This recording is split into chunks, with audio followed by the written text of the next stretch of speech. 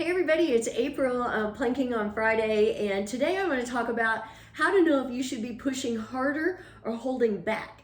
And these are just my thoughts. So I'm going to start on forearms and switch around a little bit, and we'll just kind of see how it goes. So if you're starting on forearms, wrap your hands around your biceps so you know you have the right distance between your arms, and then bring your forearms out in front of you. I like to interlace my fingers. You don't have to, that's up to you.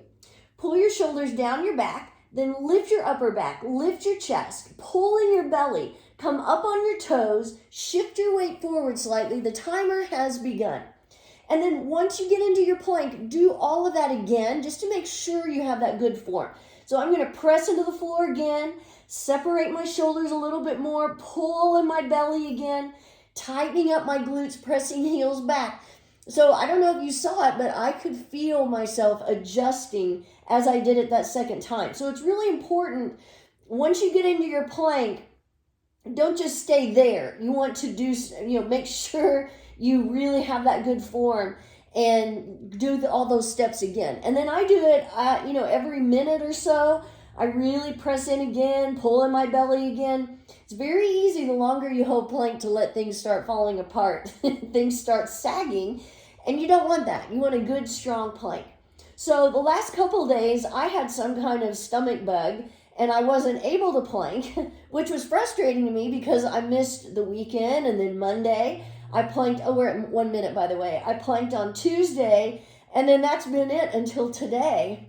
But I think it brings up the point of how do you know if you should still be working out, if you are ill or if you had an injury or something like that. And one of my main things is just to point out that if you feel really bad, then you probably shouldn't be working out. And what happens though is once you do get a good fitness routine, you start telling yourself you should be working out all the time, even if maybe you shouldn't be. You have an injury or you've been sick. I'll confess that even when I had COVID, if I had a moment where I felt like it, I practiced my handstands a little bit and I held plank for maybe a minute or two just because I didn't want to lose that. So I understand the mindset, I really do.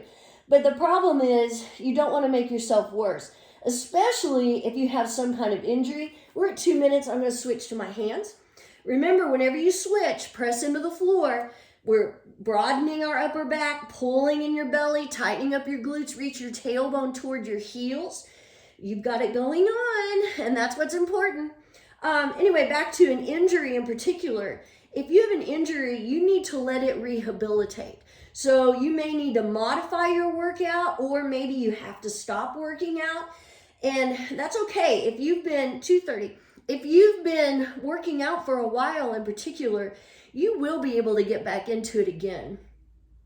So I guess my words for you are, if you're trying to decide, should I be holding back? Well, if you're seeing a doctor, ask your doctor. Also, go by what your body is telling you. Also, if you're just holding back because of discomfort, I probably should try to hold plank a little bit longer, but I don't like it, Well, 3 minutes, I'm going to switch to side plank. That may be when you do need to push yourself a little bit more. If it's just discomfort is not pain.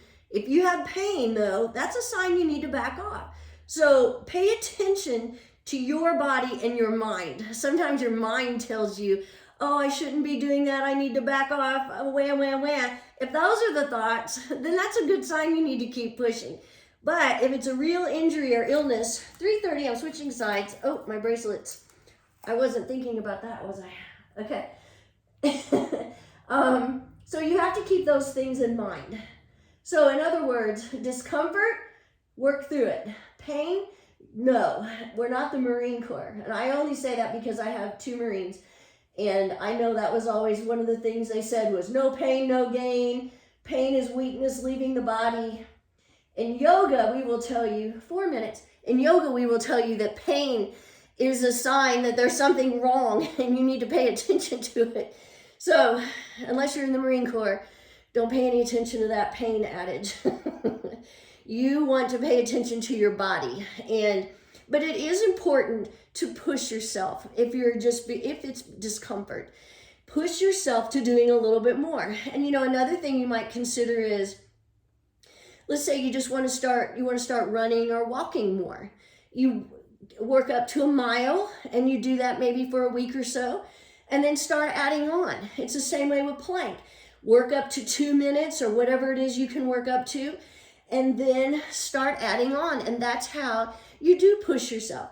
And you'll notice, like, I usually plank past 5 minutes, just because I know if I stop at 5, then 450 starts hurting, or not hurting, but it's discomfort.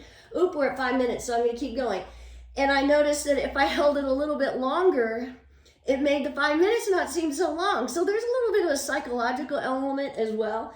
But your body will adapt, and you do need to push yourself sometimes. 5:15, I'm stopping. So anyway, so hopefully this has been a little bit helpful, but if you're sick, don't do it. I think there's that saying also, if it's below the head, stay in bed. So that's something to keep in mind as well. And obviously, again, if you're injured, don't hurt yourself more. Have a great day.